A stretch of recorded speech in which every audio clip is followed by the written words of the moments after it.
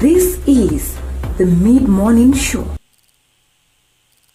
Well, a super Thursday. Thank you so much for joining us yet for another day right here at Afarmers Media. My name is John Matava. I know Metagesho Sana, but it's just about 10 minutes, just top of the hour. And of course, today being a mid-morning show, I'm taking you right through from this moment to 1 p.m. And of course, it wanna be a good vibes show, and make sure that you send in your questions, your comments, and everything as well. Meanwhile, today we have different topics for you, but of course we'll be looking at different trending topics in agriculture, in agribusiness, and all that. And also later in the show we'll be hosting a CEO from Papaya Empire by the name Alex Kituku. He will be sharing an insight more of sodic soils and acidity. And of course our main discussion today, we are talking about the sodic soils and how we can reclaim it.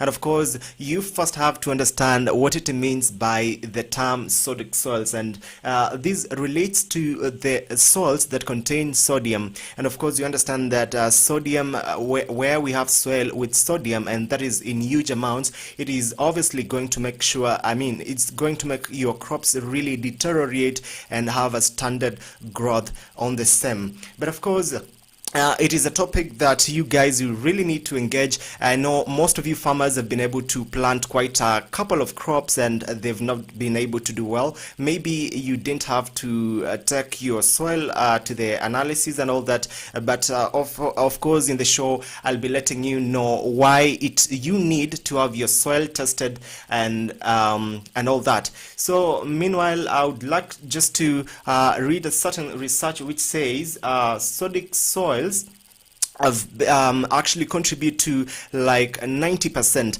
and they make sure that your crops, if your soil has some sodicity, and that's meaning it has a lot of sodium in it, your plants are not going to thrive well. They are going to be malnutritioned, and then now you're not going to be able to harvest, or rather make big harvest as you expected. And of course it is a show that is running all the way to 1 p.m. Make sure that you keep interacting with us and sending your questions, sending your comments. And of course later, as I've told you, Alex will be joining us via a phone call, and of course discussing matters of the sodicity in soil and all that. And now we understand this buildup of soil, or rather on sodium in plants, actually causes toxic levels, and that cause standard growth and arrest the cell development. That's making your plant not to really grow, but actually not yield well, have some challenges actually getting to the peak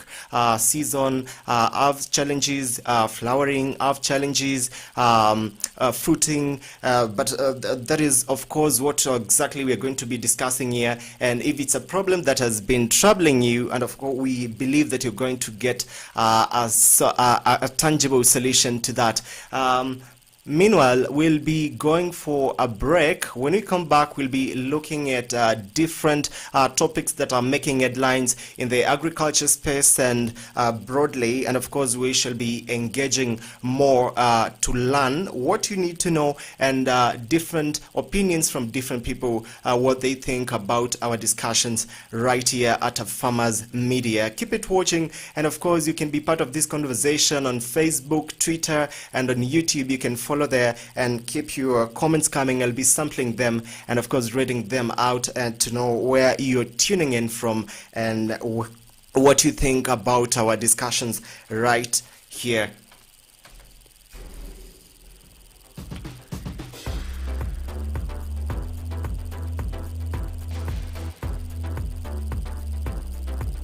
This is the Mid-Morning Show with Noah Nasiali Kadini. Nimeenda break mapema.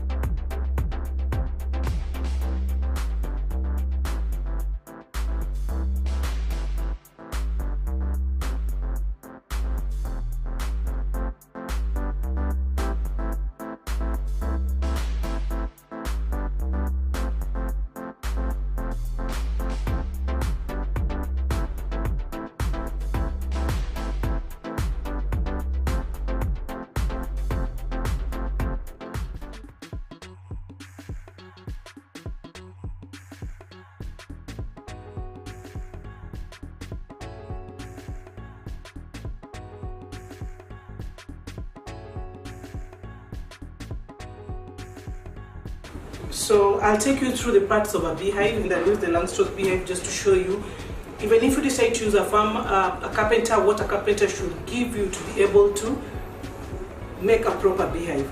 So as I mentioned earlier, this is the Langstroth beehive, and we have one with the deep super and one with the standard super. So the components are basically the same. So if you look at this is a brood box.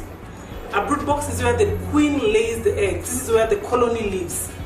And this is where, when the queen, here we do not find, this is where the queen lives, and here we find 3 types of bees inside. We have the drone, we have the worker bees, and we have the queen. The queen will lay the eggs here, and the colony will multiply in here. But then the worker bees will move up to be able to store the honey, which we will harvest. Normally we do not harvest honey from the brood box, because that one, whatever little honey is there, we leave it for the bees to consume.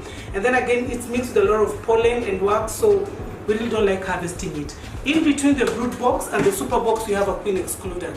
This, you should ensure that the queen excluder is even. And again, it has to be galvanized so that it doesn't rust.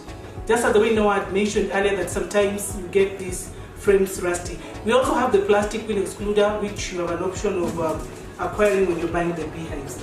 So after you've seen what is inside the brood box, I have to put this down here. Our brood boxes come, that's the frame. And all frames are fitted with pure beeswax inside. This beeswax is not manufactured by humans, or it's not industrial. This is manufactured by the bees.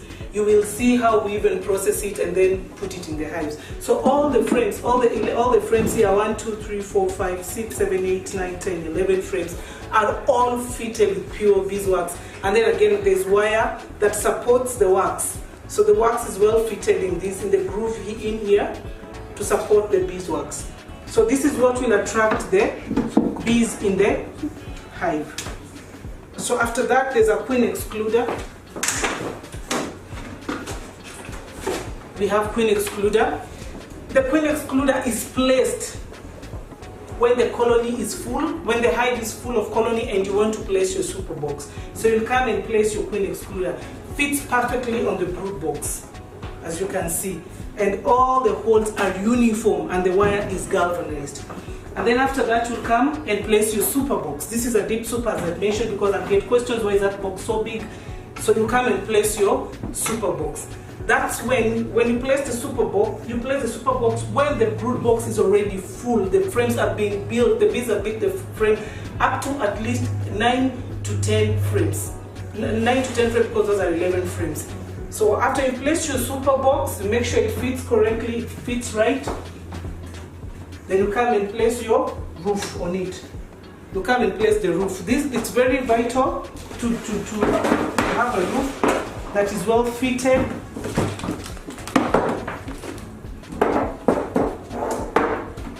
I will show you how a standard roof should look like. Look at this roof. This roof is properly insulated with plywood. This controls heat in the hive. Imagine building a roof with just without the insulation. The heat that is retained in the hive will be too much. So that if you look at the roof, well made, fits on the hive. Perfect. So that's how a complete hive should look like. Whichever way you decide to go and get your Langstroth beehive, please make sure whoever is making your beehives meet those simple standards, and the most key is getting the dimensions. If you just zoom inside this hive, you will see the spaces in between are equal. There's no big, there's no small. The top bars are the same. Both, if you check, the brood box and the super box are fitted with pure beeswax, and the embossed cells are for the African bees. Just the right size for the African bees. All the frames are embossed. All the wax in the frame are embossed. And please remember, keep in mind, it's pure beeswax, and that's how you'll be able to attract your hives in the beehive. I know you'll ask me why the two different colors. Green is our corporate color, that's why we use it. But any reflective color can be used to paint the hives. This one was an order that we had done previously for a customer who preferred to have the hive in its natural form, to see the wood. in its natural form, as you can see, this timber is treated. The moisture content is below 13 in this timber. Very key again when somebody is making for your beehive. So if you notice for durability purposes, we had to treat this timber for termites to keep off the termites and being attacked by other insects. This one, as I mentioned, green, any reflective color you can use. You can use white, you can use yellow, you can use lilac, you can use purple, those reflective colors. And the bees are attracted to this bright color. So as already explained, this is a Langstroth beehive, well made. You can also contact us if you're interested in keeping bees and acquiring a Langstroth beehives. We are located on Mombasa Road, along Kiangombe Road, right behind Ramtons. First go down on your left. And you can also call us, reach us on the telephone numbers below the screen. You can call us on the numbers you are seeing below the screen, and you can also visit our website www.agricultureventure to find out more about what we do, how we work with farmers, and just to see how we can work together to make beekeeping a better project and there's some fulfillment for you.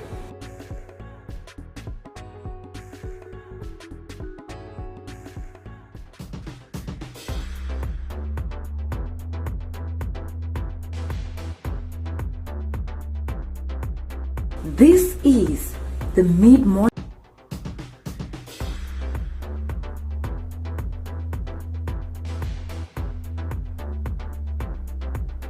This is the mid-morning.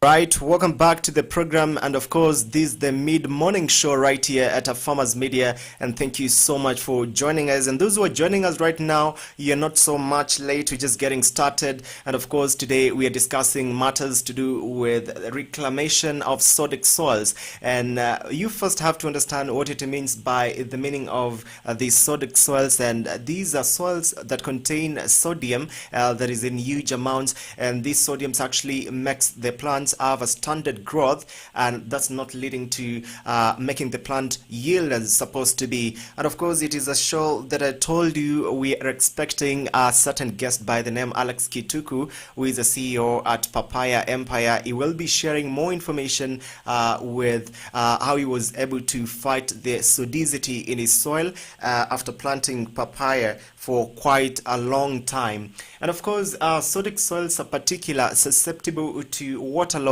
because they are commonly on broad flat landscape and with poor drainage, and also leads to the reduced plant growth, increased erosion risk, and poor water holding capacity when wet. And that is forming the basis of our discussions today. If you feel that you've been affected by sodicity in your farm, or you feel your crops have not been doing well, it is the high time that you seek assistance, and especially with the soil test analysis and all that, so that you can know the type of your soil and which crops could be probably be planted on your side by that soil.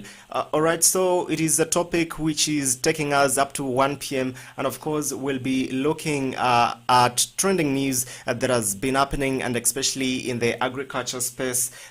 Looking at one just before we get to the conversation with our guest who is coming in, I'd just like to give you an heads up on the trending news coming in at the moment. An international non-governmental organization, NGO, Rainforest Alliance, has embarked on a program of popularizing insect rearing as a new life source and of income among the youth and women in Embu and Kirinyaga counties. And now the NGO's Mount Kenya Sustainable Landscape and the Livelihood of the program official Susan Kinyua said edible insect farming, and especially the crickets and the black soldier flies, are rapidly growing enterprise income in Kenya and affordable protein for human and animal feeds, and as well as means of environmental conservation education.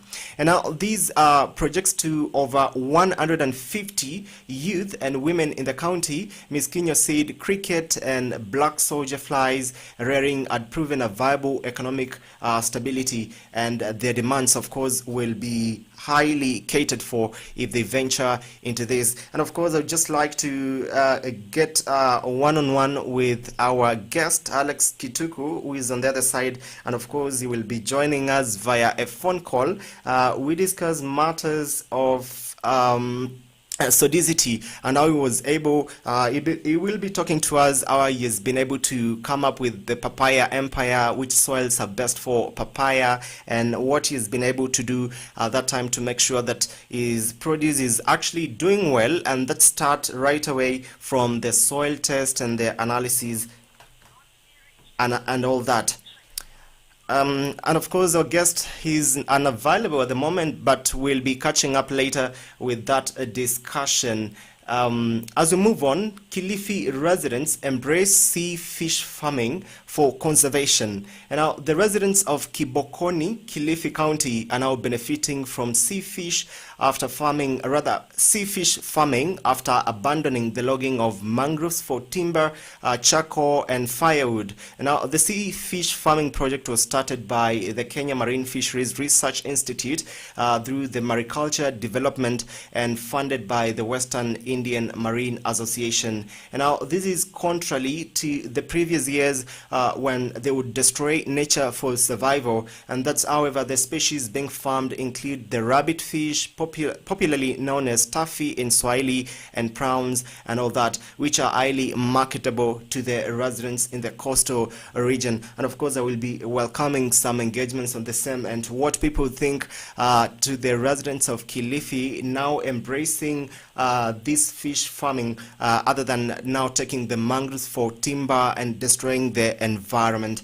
And another trending story, which maybe will form a basis of our discussion, the new technology, and of course crops have been now planted under solar panels. And our section of Kenyan farmers from Kajiado County, and of course in this county, have attracted global attention after rolling out a rare farming technique that has been touted as a game changer. It's called Agri Voltaics. Agri Voltaics is a farming technique which is practiced by farmers in Isinya and involves crops being planted under solar panels. And of course, you understand they use energy from the sun. This farming technique uses the solar panels to provide more conducive environment and for crops, making them healthier compared to those planted in open fields. And farmers mount the solar panels on few meters just from the ground in order to provide much required shade for that. And of course, it is a new technology which is coming in the industry, and more youths need to really tap into it and actually make sure that we utilize it to actually increase our production as far as agriculture is concerned. And of course, later on in the discussion, I'll be talking to our guest right away. We'd just like to introduce them right to the show. They're joining us live from, hey there, Alex, how are you? How are you? Yeah, I'm fine. Good morning and afternoon. Yeah, thank you so much for joining us. You're just in time for mid-morning show right here at Afarmers Media. Thank you so much. Thank you so much. All right, so Alex, we are talking about sodicity and how we can reclaim sodic soils in our environment and making sure that our plants maybe achieve the best yields and all that. Labda, maybe you could just start by telling us where you are calling from and what exactly you're doing and your company and all that. I'm calling from Kitengela. I work for a company called Services Limited, where we deal with proposals all the way from seedling, supporting farmers in the farm, and also helping them market their produce. Mm-hmm. That's all those generally we do. And we also have some other seedlings, avocados, Yeah. citrus, grafted mango. Mm-hmm. Yeah. All right, so Alex, just before we continue, I've seen you're really into the papaya. Why the papaya? It's actually, I've seen you broadly into that. Why papaya, and which varieties have you been able to do? And maybe you could just touch on the soil, which is favorable, and the conditions for that. And the reason why we mentioned it because that it's a short-term crop. In 8 months, someone like that said it's easy to tend, and the produce is also easy to market. So what we should tell about farmers is that first of all, it's the terrain to be a bit slopey, not flat area. Yeah. And then red soil tends to be the best for purpose when someone uses manure. And then loam soil is also good for purpose. Yeah. Yeah, so loam soil, red soil, but also someone, irrespective of like the soil which is there, also to consider the terrain, the topography of the area should be a bit planted so that water flows away when it's raining. Doesn't flood. Yeah. Yes. Yeah, and I can see.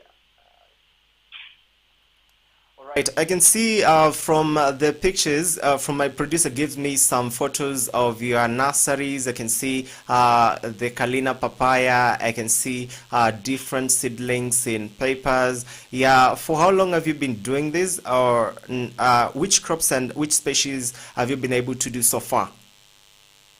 We are now 5th year in production. All right. And we have varieties like Solo Sunrise, we have Malkia, and there is a Kalina papaya, which we've measured into ourselves because we're the ones who import the seeds, so we're sure of the quality of the fruit. Yeah, so most of the fruits are red fleshed, and that's what the market demands right now compared to the yellow fleshed fruits which used to have them pressed back. And also they are rough in nature, so that harvesting is not a problem. And also management like spraying, pruning of the plant is made easier when the fruit is a bit rough than the tall ones.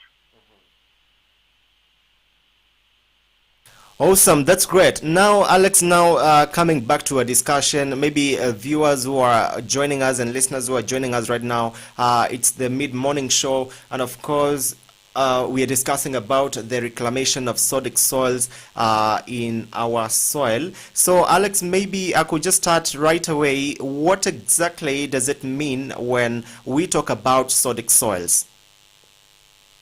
Sodic is usually caused by presence of sodium Mm-hmm. ions, but that is in comparison to any other positive ion present in the soil.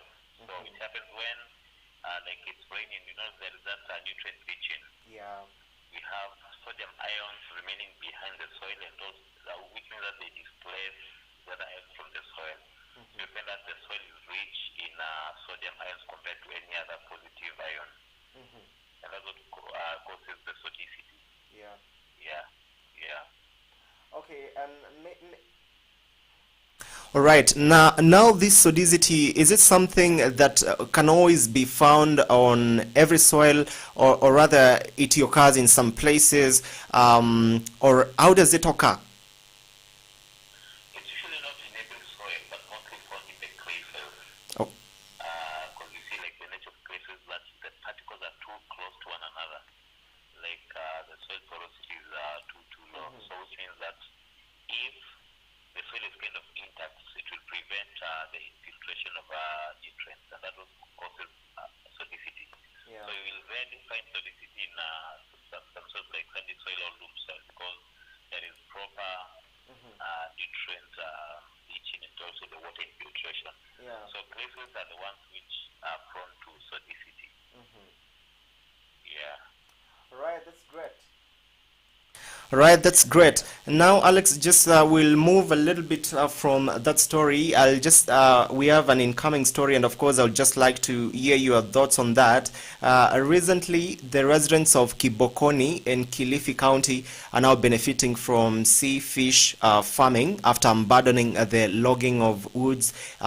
Rather mangroves for timber, charcoal, and firewood. And now the sea fish farming project was started by the Kenya Marine Fisheries Research Institute, through the Mariculture Development and funded by the Western Indian Marine Association. I can see it's a new dawn for Kilifi residents. So what do you think about now these people abandoning the cutting of charcoal and all that from the mangroves, and now they're shifting to fish farming of a new fish that has, they're doing the rabbit fish, which is popularly known as taffy in Swahili, and prawns, which are highly marketable in the regions of the coast. What do you think about that? That's a good move because you see, once you prevent destruction of the environment and then get into any other friendly activity in agriculture, like they're doing it double benefiting because one, good impact to the environment. The thing is that they're going to improve their livelihood. So you find that both of them are hand in hand. If they prevent destruction of the mangrove forest, they're into another activity which also has got an alternative to their income as citizens in that area. Yeah, so that's a good move to the residents down there. All right.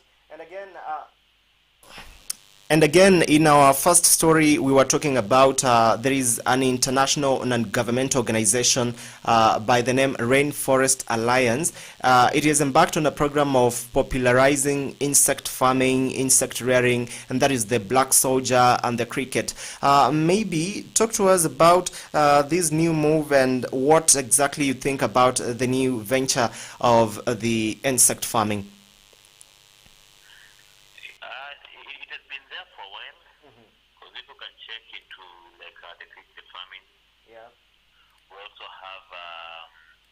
The silkworm. So you find all that because, like, for example, we have this insect farming which involves the planting of mulberries, right? You find that there is a benefit of the insect farming, but also once you go to the green economy, it has got an impact because as you plant these mulberries to feed the insects, at least you are also doing something to the environment. So that's what I can say about insect farming, because insect goes hand in hand with planting of trees or planting of crops. So it's one of the best things which you can have, in our areas. Yeah. All right. Thank you so much for.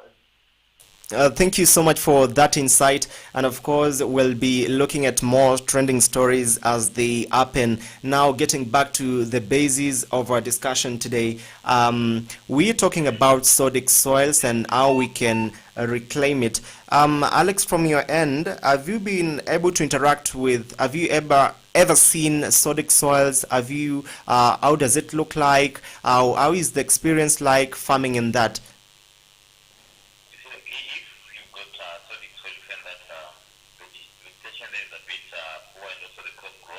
Crops will seem to be stunted, filtration will be also affected. So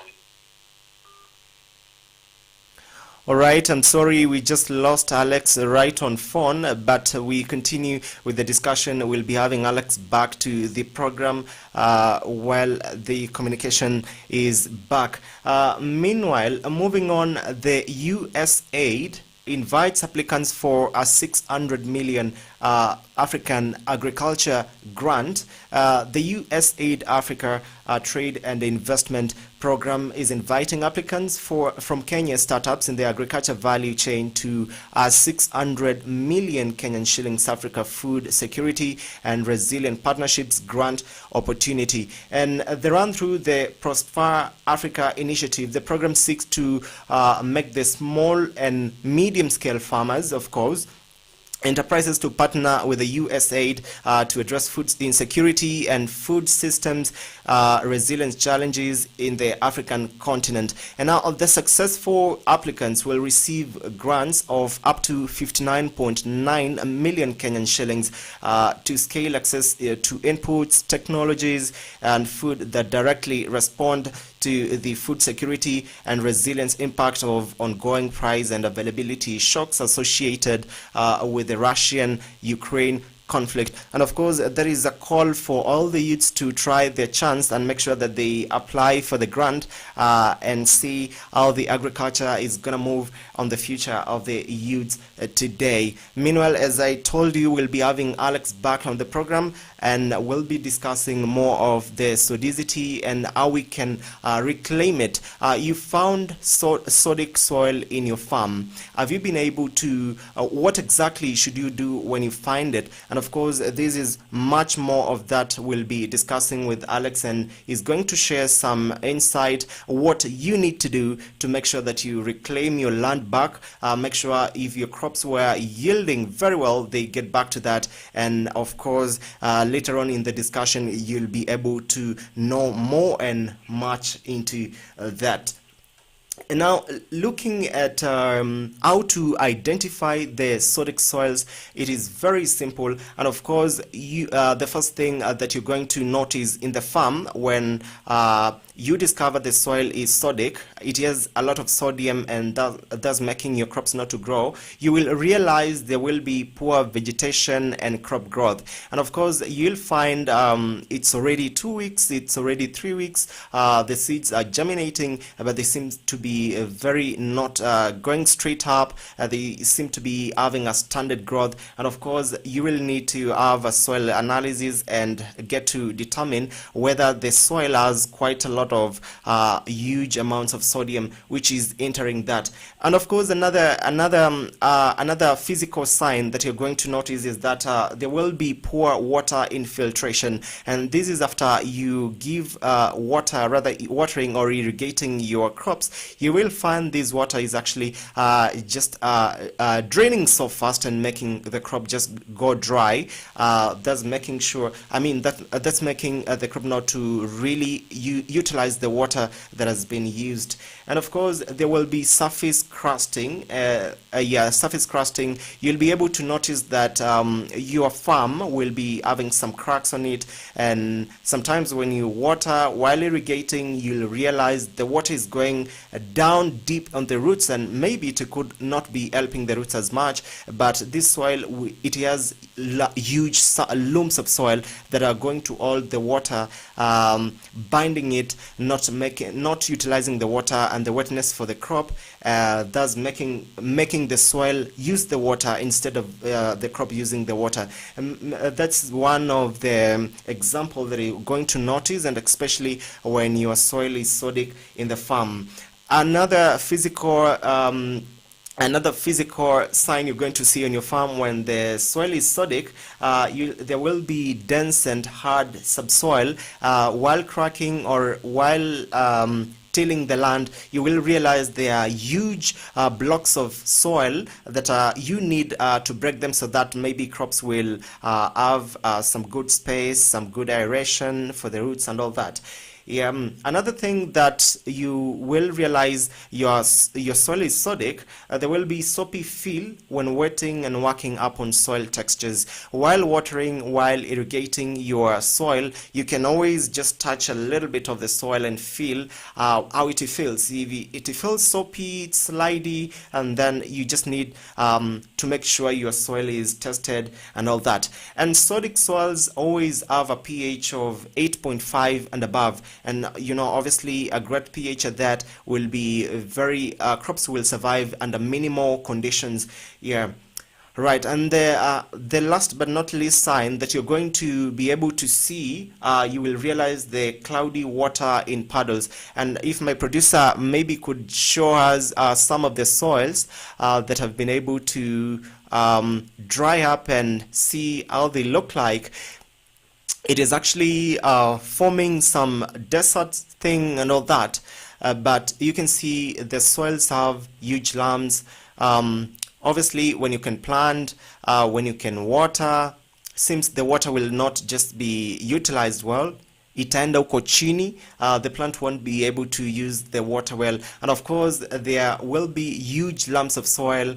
Yeah, and that's of course needs you to have the tilling and the cultivation done in accordance very appropriately to make sure that you break those big lumps of soil to smaller spaces. And of course this starts right away with soil testing to make sure that your soil is good, making sure that your soil doesn't contain sodium, it has calcium and especially minerals that are going to help your plant grow and all that.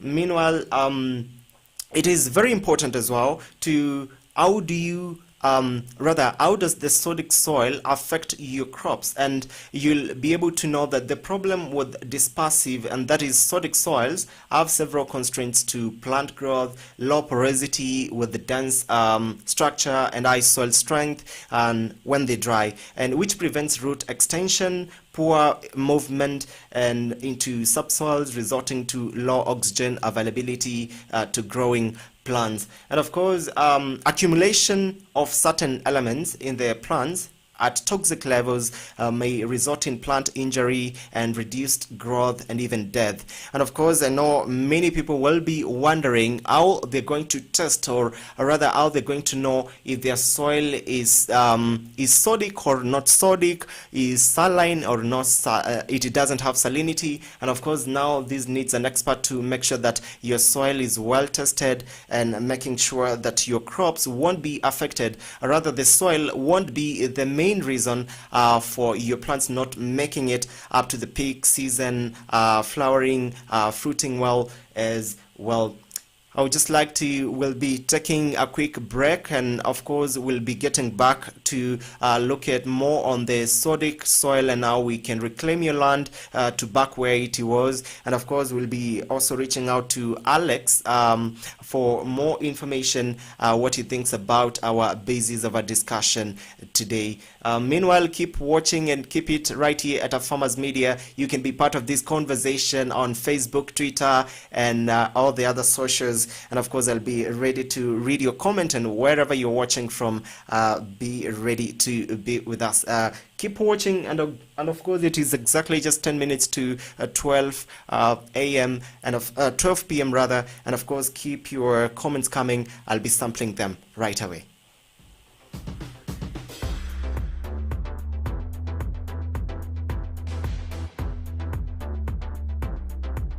This is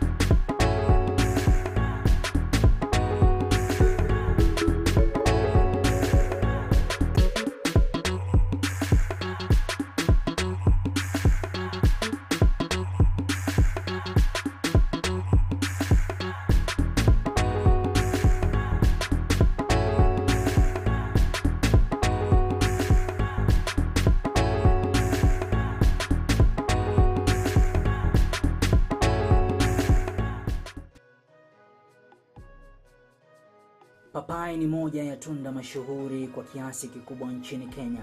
Pia tunda hili linaweza kuwa na faida mbali na afya katika kukuza uchumi wa mkulima wa zao hili. Pia linaweza kuwa chanzo kikubwa cha pesa za kigeni kwa kuuza nje ya nchi.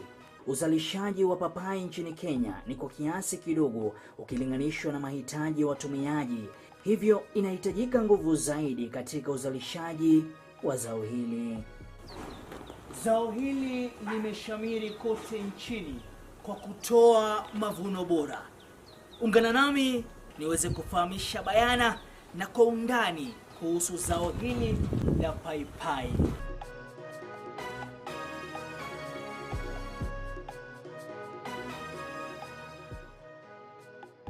Amaranthus, or locally known as terere, is a highly nutritious vegetable that is cultivated and consumed as a leafy vegetable in many parts of the world.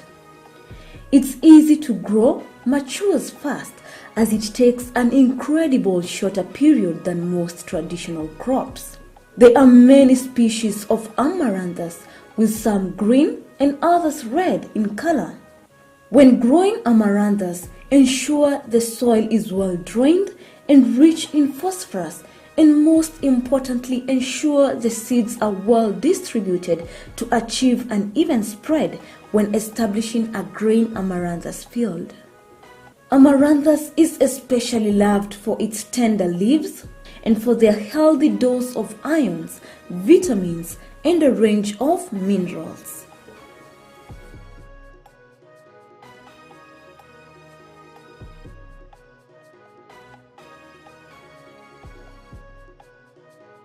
Mahindi yamekuwa chakula kikuu katika sehemu nyingi za ulimwengu na jumla ya uzalishaji wa mahindi kuliko ile ya ngano au mchele.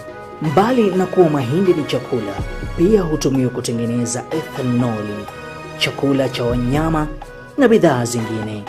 Kunayo mahindi ya gume, mahindi ya ganda, yani popcorn, mahindi ya unga na mahindi matamu.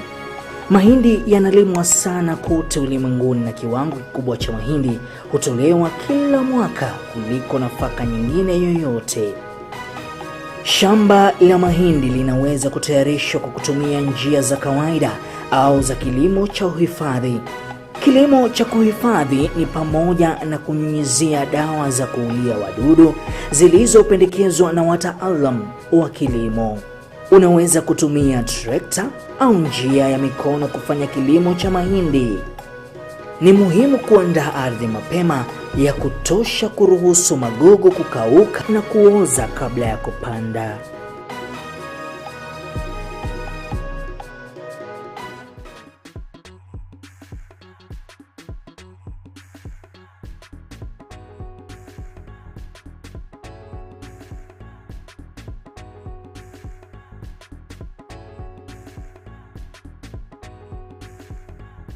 So I'll take you through the parts of a beehive, and I'll use the Langstroth beehive just to show you, even if you decide to use a carpenter, what a carpenter should give you to be able to make a proper beehive.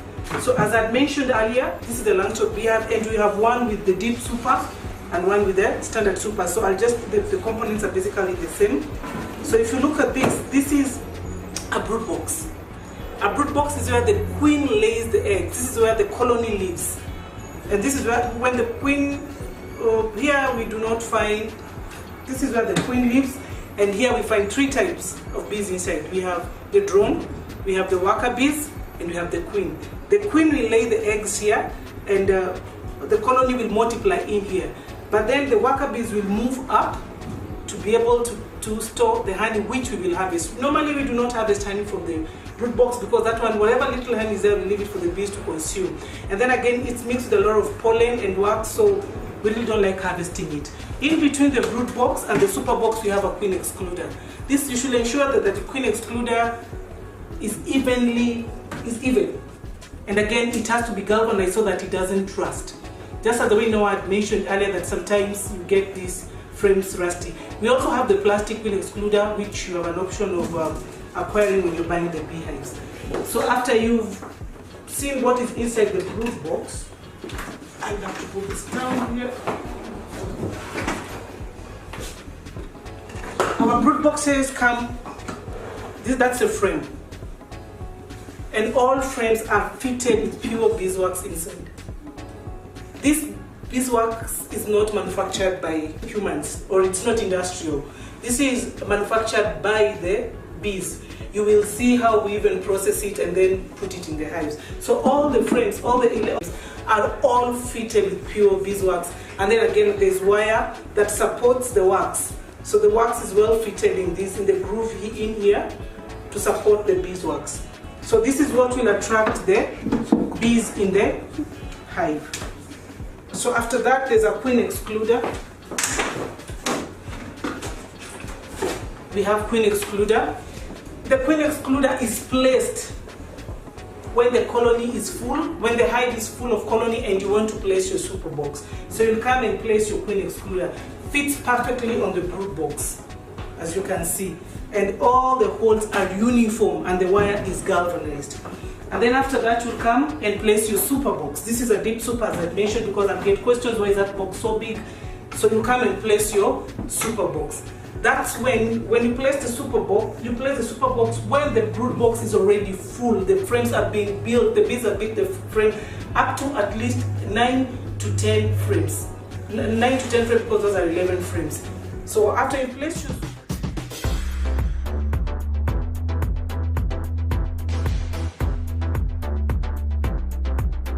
This is the Mid-Morning Show.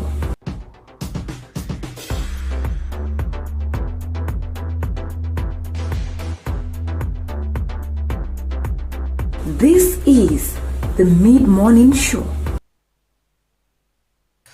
Right, welcome back to the program, and of course this is the mid-morning show where you're watching from, and indeed you're just in time, and then we are stretching all the way to 1 p.m. and of course make sure your comments and your feedback are coming as well. We'll be sampling them right here to know what you need to understand about our topic of discussion today. And of course we're talking about reclamation of sodic soils, and before we went on break we were talking to Alex Kituku, who is the CEO for Papaya Empire. And of course, Alex, thank you so much for joining us back again.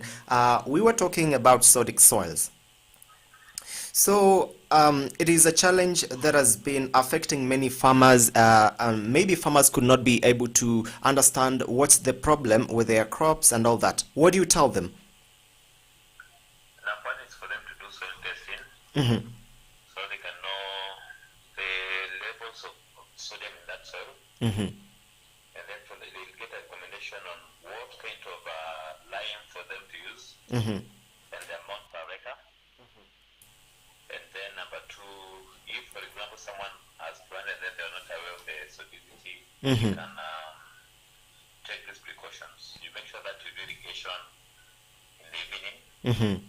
not in the morning, because like you see the sodic soil has got much effects during the day. When water tries to evaporate from the soil now, it forms a curve on top of the soil. Yeah. That's what scorches the plants. Mm-hmm. The other thing is also to mulch. Mm-hmm. Mulch, so that you see, like if you have mulch, you reduce the rate of evaporation. So also accumulation of salts on top of the soil will be reduced. Mm-hmm. And also make sure that you input much manure as possible, because that changes the soil structure Mm-hmm. of the soil. Yeah. So those are the measures we have for farmers who is able to do soil testing. Mm-hmm. Then they recap it using lime. Mm-hmm. And who are not able to do it, they can use manure, mulching, and also take caution of green irrigation in the evenings. Mm-hmm. Yeah. Yeah, and Alex, I understand you've been in this industry for quite a while, and of course propagating and raising up these seedlings. Is there a problem with getting different soils for these crops, or which the best way to make sure that which soil should you go for to make sure that you can have your seedlings and planting materials actually coming up well and without any disturbances of the sodicity in the soil? Red soil is the best. Mm-hmm. 2 feet from the soil surface. And also make sure that you incorporate it with sand and some manure. We usually take ratio of 3 to 1. Mm-hmm. 3 for red soil, 2 for manure, and 1 for sand soil. Mm-hmm. So that will make sure that the infiltration is good, because you can find that some of the red soils have got fine tails, which will make it like clump together once irrigation is done. But if you incorporate with manure and some sand, you're good to go. Mm-hmm. Yes. Great. It's quite interesting actually. You doing large propagation, and you're raising quite amount of seedlings and different varieties. So maybe you could share with us, maybe a farmer would like to get into that. Where should they get started, and especially in terms of soil and all that? We have two kinds of farmers. One would like to start with So make sure that you buy certified seeds for propagation in the nursery. You have polytubes, don't plant directly to just on a nursery bed. And then from there you use the ratio given 3:1 for soil, manure, and sand. And also take the precautions of insects and fungal infections. Yeah. And then for the people going for release seedlings, make sure that you dig a hole of 2 feet by 2 feet by 2 feet. Okay. Mix manure in the proper way. And then from there, proceed the field management of pests and diseases and also weeding and cultural practices in the farm. Yeah. Yes. And now, maybe farmers would be asking themselves, how are they going to identify if their soils are good, if their soils are sodic, if their soil are saline? Yeah, what do you advise them? We have some of the characteristics of a place where soil is either saline or sodic. You find that no proper crop growth, just for the normal, even weeds themselves, that growth is not good. And then if, for example, you try to irrigate that land, you'll find that still water has not penetrated to the soil, like 30 minutes or 1 hour after irrigation. And also we have formation of a crust, like it's a hardening on the surface of the soil. So that looks very small. You can't see like materials of soil over there. And then the topsoil is very, very hard. And also if like you try to put some water, you find that the surface of the soil seems to be soapy. Someone can easily slide. And when is able to do some pH testing, you'll find that the pH is above 8.5. Yeah. And probably if you put any plant which has grown around that area, you'll find that it's shallow rooted. Apart from being probably a tap-rooted crop, it didn't get proper type of taking it through. So those are some of the indicators of either salinity or sodicity of soil. Yes, so those are the precautions to follow, just on layman's way of looking into soil salinity. All right. Yes. All right. Thank you so much, Alex, for really bringing out that loud. And of course, just before we move to the next thing, maybe just clarify, besides having sodicity in soils, it also implies to having some sodicity in water, between the soil and water. So maybe explain to us, could we have my soil becoming sodic because of the water I use and all that? Not really. Most of the times it's the soil which makes the water to be sodic. Not the water causes the soil to be sodic. Yeah, because you see, like if it's the water which is sodic, we have a proper way of the soil leaching out the sodium ions. But it's the nature of the soil which causes sodicity, not the water itself. Yeah, and if, for example, we have water which is sodic, and then you probably have a well there, this well will draw sodium ions from the soil. Yeah. Not the other way around. Yeah, because it's all about leaching. The sodicity is caused by the nature of the soil. All right, and again, we have this sodicity actually causing low oxygen availability to the growing of plants. So if I'm a farmer and I find my soil is sodic, what do I need to do right away? I've planted, and then in the middle of my cultivation, in the middle of my project, I realized that this soil is sodic, and I've actually invested quite a lot. In such a scenario, as a farmer, what do you advise them? It depends with the kind of crop you planted. For example, you've done some fruit trees. You can loosen the soil around the plants. Yeah. And you mix sand and manure, put it there so that it will allow the particles of the soil to separate away from one another, so that will aerate the soil. And also maybe lime addition will draw away the sodium, and then aeration will come up back again.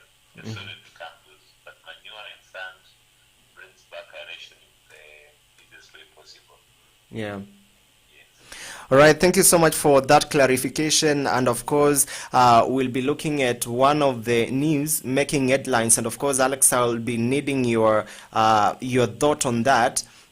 There is alarm over deadly chemicals residue on farm produce. I'm sure you have heard the campaigns of the pesticides, safe use of pesticides and all that.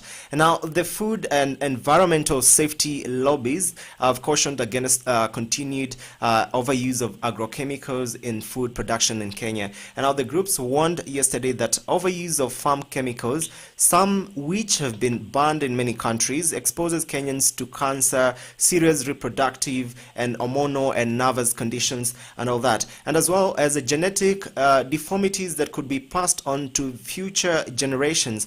They also warned that the use of unhealthy levels and types of agrochemicals was one of the major killers of the country. So Alex, as from where you sit, what do you think about the chemicals residue and the safe use of pesticides in our farms today?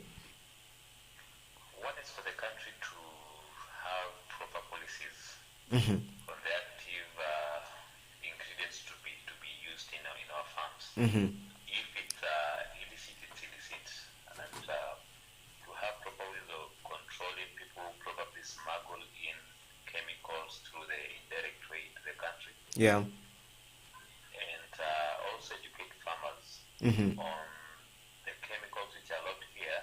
Yeah. For people to follow the proper PHAs given by the manufacturer. If it's 14 days, it's 14 days. If it's 21 days, it's 21 days.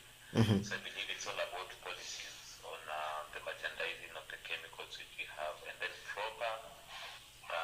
proper research on which ingredient or which compound is fit for use in our country. And also I believe in that heavy finding of people found to have the illegal, prohibited active ingredients. If it's heavy, I'm sure people won't be that fast to go and to get into the same business. Yeah. Farmers themselves to be responsible to themselves without any involvement by the government, because it's our health, it's their health. Yeah. Yes. So, like, are you, Alex, are you trying to say that we should go by the pesticides or we should go organic? Which one? Like, if the country made a way on making the organic farming a bit affordable, we would go the organic way. But again, I find that someone who has grown it fully commercially, it might be so expensive for them to use the organic products we have. And also, you see, if the government could get easy ways of supporting people coming up with organic products without much taxation of the products, it could be easier for Kenyans to get organic products from within themselves, because we have people with good products, but because of the heavy taxation, if we want to put the product in market, now bars people away from going into the industry. Yeah. Yeah, so I believe number one key player in this thing is the government, because like you know, if going into organic way, it's safe, but is it going to sustain it itself, that business? Yeah. So you find that people are going to like the synthetic way of products. Yeah.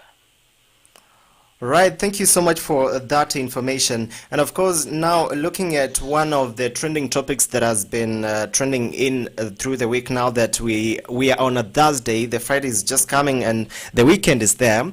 We've had this NGOs actually coming up and teaming up and actually issuing huge grants for farmers. But really, this is something which has been targeting farmers maybe in a certain region. Maybe it's Nairobi, maybe it's Kisumu, maybe it's all that. And these grants and these these equipments, they are meant to improve farmers' livelihoods and all that. But it is something which is happening in some regions. So, Alex, from your point of view, do you think that these non-government organizations that are trying to bring in their produce, their products and how they can help in agriculture, do you think they should be going in every county, or how best should they be reaching out to the farmers on the ground? One thing is that you see, every country has got their own capability Yeah. and also potential, because if you go to, let's say, like Ukambani, you'll find that farmers there are doing much into fruit tree farming, oranges, mangoes, right? You go to another country, you find that, let's say, like Rinyaga down there, we have guys who are doing rice. So they can target different counties, but every county with their own entity of what they are strong in, and also target like a current crisis we have. Like, for example, 90% of the Kenyan land is, let's say, arid and semi-arid. Something like sunflower may grow in all those areas. So if they target people to do sunflower, they'll be able to solve a certain problem of oil production in the country. Yeah, and you see that will have reached several areas or regions of the country, even with the same kind of project. Yeah. Yeah, so it's all about prioritizing on, are they supporting something which is going to have impact on the livelihood and the climate of the country? Yeah. All right, thank you so much on that. Now, we yesterday we had a certain discussion all about food loss, food wastage, and all that. And there is an opinion poll that I would just like your thoughts on this. We have currently a lot of food being wasted, and there is quite a lot of loss at that. Do you think, what's the main reason which is making food be wasted and have this massive loss? Is it overhype, or is it something that can be controlled? You see, if we put in place some good post-harvest handling techniques and value addition, Yeah. that will solve everything to do with the produce which goes to waste. If, for example, it's tomatoes, and then we have companies which are making sauces. If you have something like maize, and then we have companies making animal feeds. These things are not going to waste. Yeah. So, and also farmers can be taught on, I don't know what to call it, like, for example, if someone is doing some fruits and then they have maybe pigs in that farm, they'll be able to feed the surplus they have in the farm to their cattle, and those produce will not go to waste. Yeah. But the post-harvest handling and then value addition, those are things which can be used as tools to fight wastage of the produce you have in the farms. Yeah. Yes. All right, thank you so much for really sharing thoughts on that. Now, getting back to our main discussion today, and as I told you earlier on, since the start of the show, we've been talking all about the sodic soils and how we can reclaim sodic soils, and especially places that have been affected by that. So, Alex, while winding up, I would just like to hear from you, like, what are the best mitigation measures? What do farmers need to do to make sure that they're not affected by such circumstances, finding that your soil is sodic and not supporting crops?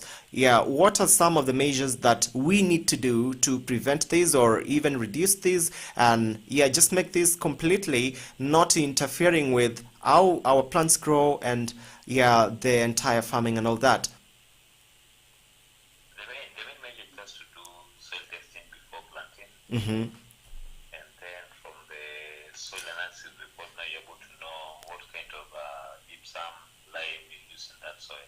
Yeah, just before you continue. The thing is to make sure that you do soil testing before planting. Yeah, before you continue, Alex, I understand you yourself you've done soil testing. So what does it require? Labda kuna mkulima pale nyumbani, they don't understand what they need to do about their soil getting tested. So what do you tell them?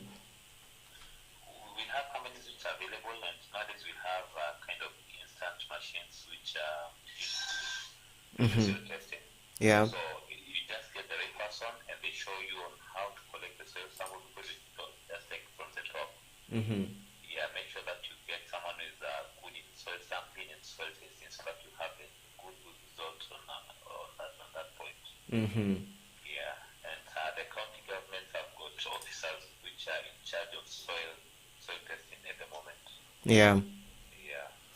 Right, thank you so much for that. Now, maybe shifting back to what exactly you do at the Papaya Empire. So, how have you been able to manage this company and making sure that these seedlings get to all interested farmers across the country? And which formulation, or rather, which strategies have you been laying down to make sure that you continue sailing in this business of seedling management and seedling rearing? It's like then I can't hear you well. Okay, sorry about that. I'm saying you've been able to actually catch the market, that is the seedlings market, for quite a while now. So which strategies and what exactly are you doing different to make sure that you are still sailing on top, your seedlings are doing well, and they are being bought around the country? It's up with integrity. We make sure that we use certified seeds so that we give a farmer true to type what they want. Mm-hmm.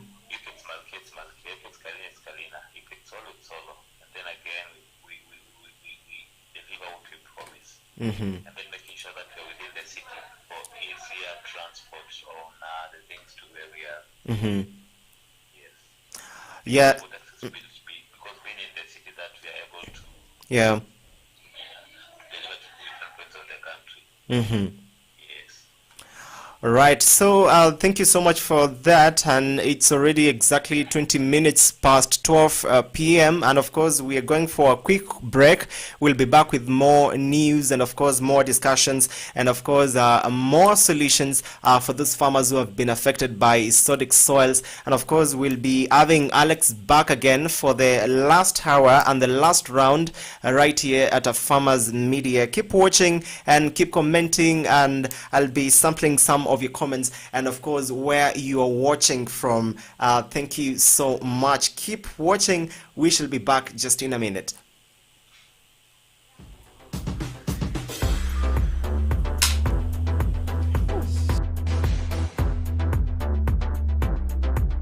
This is the mid-morning show with no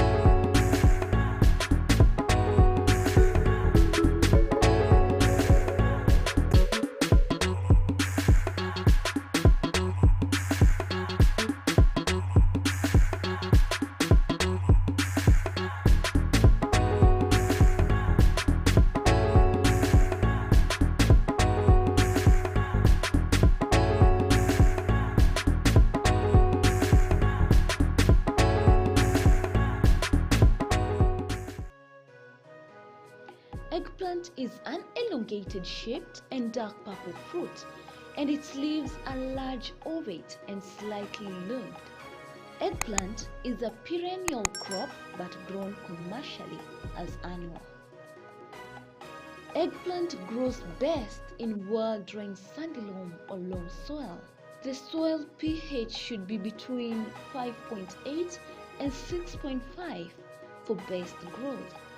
Eggplant requires a regular watering and steadily warm growing conditions.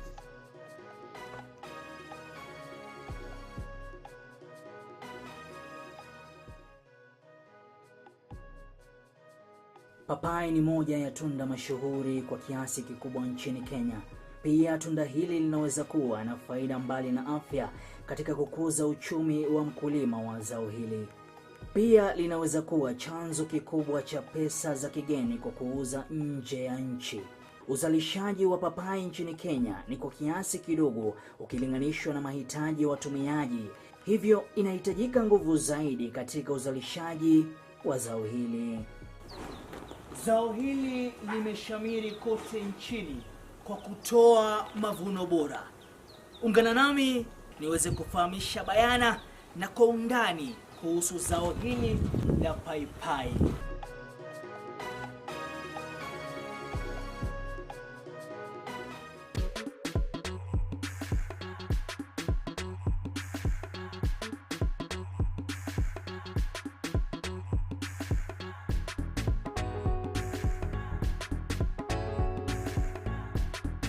Majina ni Emmanuel Lelei ama Olelei Lelei kwenye Facebook.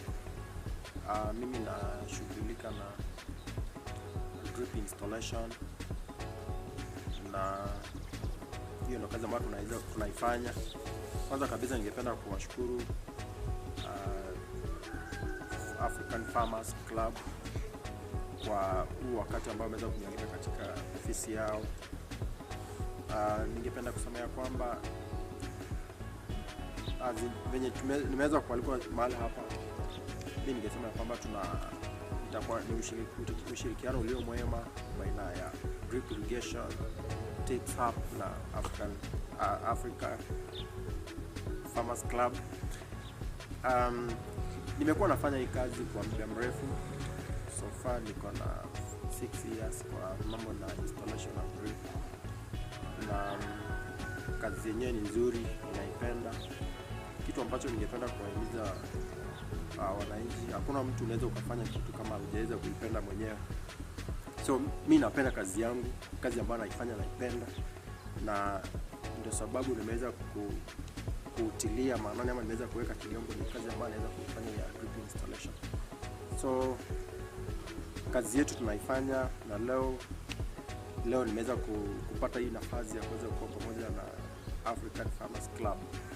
So ukitaka kunipata kwenye mtandao Facebook, utanipata kama Olelei Emmanuel, ama unipate na Olelei drip irrigation tips up.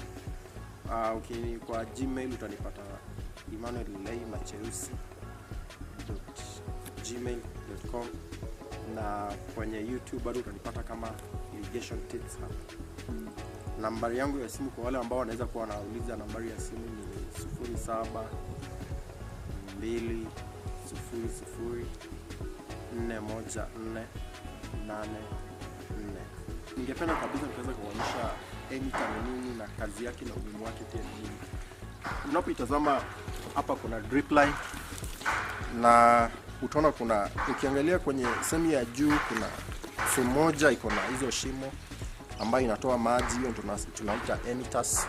So maji, wakati wote maji inatokea kwenye hizo emitters, na hiyo emitter ikiweza kuwa uchafu ikiweza kuingia humo ndani haiwezi kutoa hiyo maji.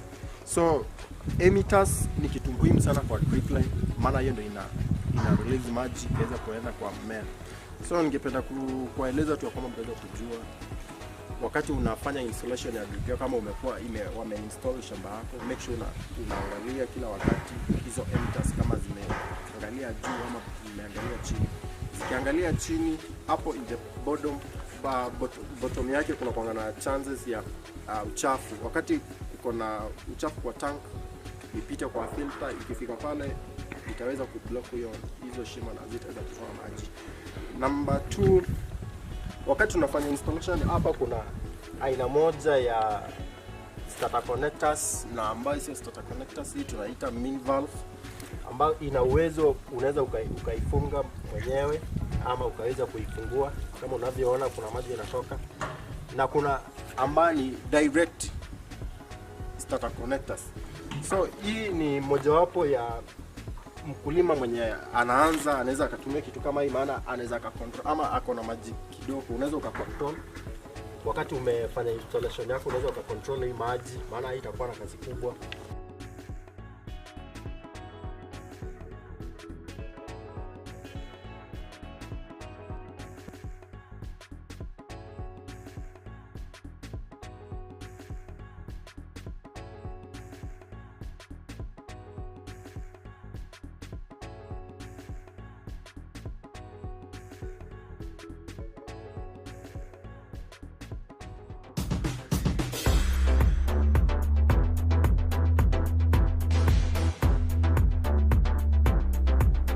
This is the mid-morning show with no. Right, welcome back. It is exactly 30 minutes top of the hour, and of course this is the mid-morning show right here at Afarmers Media. You've been with me, John Matava, all the way from 11 a.m. and of course just 30 minutes to 1 p.m. to end our program right here. And of course we're discussing about sodicity in soil and how we can reclaim that. And of course it is a challenge that has been affecting many farmers across the country, and farmers end up not knowing what exactly is happening with their soils. But of course today our guest Alex Kituku has brought on some light on what to do and what exactly you need to do so that your soil will become the way it used to be and your crops doing well. And of course one of the major things to do when you have sodic soils, it's to introduce gypsum, and this is commonly accomplished by adding some gypsum since it is relatively soluble and inexpensive. And of course I want to be having Alex back on phone call to hear what he has to say about adding some gypsum to your soil. Is this something that is going to really eradicate the sodicity of your soil? Is this something that is going to help your plants if they are withering, if they had a stunted growth? Is this something that is going to make your crops revive back to the track? And of course with much more details on that. And earlier on, we had discussed all about sodicity can also be introduced by water, and that is the irrigation. Farms that have been able to do irrigation for quite a while, it is important to always know the type of soil you are watering, because these will be determining how you're supposed to make sure that your crops grow up and they really yield up well. And of course, Alex, if you can hear me, maybe talk to us about gypsum is added to these soils. We are very sorry, Alex, we lost him, but of course he will be joining us later in the program. Now, just looking at the role of gypsum, it is quite very helpful in terms where the soil is so much sodic, and by this we mean that the source of calcium and sulfur for plant nutrition, plants are becoming more deficient for sulfur, and the soil is not supplying enough of it. And this is meanwhile the calcium is essential in most nutrients to be absorbed by plant roots, and of course the calcium in it will be able to dissolve the sodium in the soil, thus making your soil becoming neutral, and of course the pH getting to lower than 8.5, which is much recommended. And of course when Alex joins us, he will be shedding more light into that. And now the amount of gypsum that is added on the soil, that is the sodic soil, improves acid soils, Alex, welcome back. I don't know if you can hear us. We're just talking about adding some gypsum into the soil that has been affected by sodicity. So how efficient is this? Hello, Alex? Yes, I can hear you now. Yeah, we're saying one of the major solutions that we can deal with sodic soils is actually introducing some, that is gypsum, which has a lot of calcium and of course balancing and all that. So how efficient is that? The gypsum is the best of it to do. And you see, it raises the soil, like there are salt in the soil, and it raises the other ions in the soil, which means that sodium is not able to displace these minerals that have been introduced by the gypsum. That will suppress the dispersion of soil. Although that we don't have any defined rate on how to apply the gypsum. It depends on how the results will be, because like if the effect of presence of sodium in the soil is now making the other ions not available, now gypsum will introduce these other ions, positive ions, Yeah. which have been the biggest portion of it. Yeah. Yeah. Right, thank you so much on that. And maybe I understand maybe another solution to this. When we use organic manure, is it something that is going maybe to retain our soil back and get back its nutrients? The nutrients may not be introduced to that high level because manure has got the biggest composition of humus and not really ions. Yeah. But what manure does to the soil is to make it loose, like reduce that compactness of the soil, of that that we call dispersion, and that will aerate the soil and will make root penetration and water infiltration a bit easier than when we didn't have much manure in it. Yeah. Yeah, so it just manure just rotates around the soil structure in places that time. Yeah. Yes. All right, thank you so much for shedding light into that. And maybe just before we get into the conclusion, yeah, Alex, maybe talk to farmers who are having challenges with their soils and they're really stuck. They don't know where to get it started. What do you tell them? Let them have their soil tested, and they'll get advised on what step to take, because we can't really judge from the look of the soils only. Yeah. But what you know is that like a sodic soil is different from a saline soil, Yeah. and that can only be defined by analysis. Mm-hmm. And if maybe probably you can find that soil is sodic, but there are some traces of some other positive ions which are present. So you don't need to add more of the ions which are present at that time. So that will give you the quantity of what kind of material to add in the soil. Yeah. So the key thing is rotate just within soil sampling and soil testing. All right, thank you so much on that. And now, yeah, finishing up now to what is happening and currently with the state of elections and what is happening in the country. Do you think the agriculture sector will be different, affected as from compared to the recent, rather to the former government which was in? What do you think maybe will be, what different will be made now that we are getting to a new regime with a new president, new policies, and that cuts across in all platforms in the agriculture and all that. So from where you sit, what do you think about it? I believe in that we have the key players in agriculture. Mm-hmm. And one is infrastructure. Yeah. Because with poor roads, no transport of the farm produce we get from the farms. Mm-hmm. And that's with the government which we are coming up from, did pretty well to do with infrastructure. Yeah. Most of the places which are not accessible are accessible right now. Mm-hmm. And if you come to some other point of the farm people, there is a time when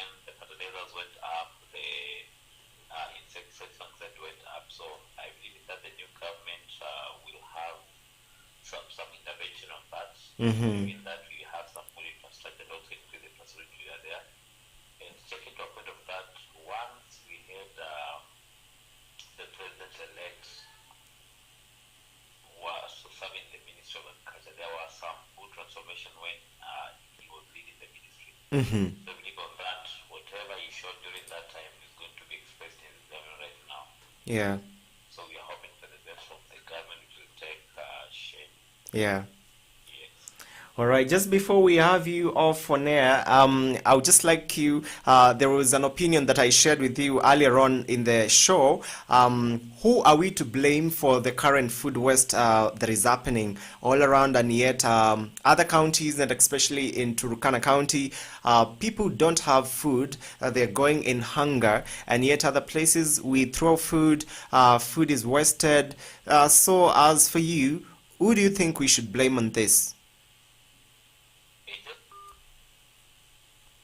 I'm so sorry we lost Alex on phone, but of course we continue with the discussion right here on Afarmers Media, and that has been Alex Kituku, the CEO of the CEO of Papaya Empire, and of course he has shed some light on what you need to do in case your soil is sodic, and how to reclaim it back for the betterment of your crops. And of course it is a discussion that is now taking out 38 minutes past 12 p.m. I would like to be reading some of the comments on the socials. I can see Philip Kioko is right tuned. Thank you so much, Philip. And of course we'll be looking at more comments as you keep them coming.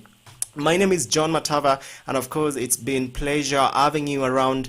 We'd just like to wrap it up. Make sure that you join Jackie Moore for the evening drive as she takes you from the farm to home. And of course in the morning tomorrow, wait for the breakfast show with Noah Nasieli, who will be waking you up all the way to the farm. And of course I'll be taking up tomorrow at that same time, the mid-morning, to make sure that your time on the farm is really interesting, and of course most importantly you get to understand what you need to do as a farmer, and getting informed and learning and actually growing your crops to the betterment of food security in our country. It's been a pleasure having you around all that time from this moment up to this time. Indeed much thank you. My name is John Matava. I would just like to wrap it up. See you tomorrow, same time, same place, and of course, keep it Afarmers Media.